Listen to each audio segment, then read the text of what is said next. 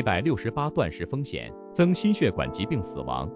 近年时兴168断食法，一天24小时内8小时进食，其余16小时空腹，不少人都会用此法减肥修身。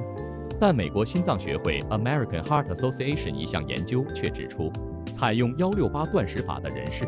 比起非间歇性饮食的人士，心血管疾病死亡风险会大增逾90%。美国心脏学会 American Heart Association 近日发表一项研究，在分析美国逾2万名成年人的数据，指出采用168断食法的人士，相较使用常规及非间歇性饮食的人士，其心血管疾病死亡风险会增加91%。研究发现，对于心血管病患者而言，每天在8到10个小时内进食，心脏病或中风死亡风险会增加66%。而对于癌症患者来说，每天进食时间超过16个小时，死亡风险则较低。但研究作者、上海大学流行病学和生物统计学教授钟文泽 Victor Wenze Zhong 亦指出，间歇性断食对人体造成的长远健康影响，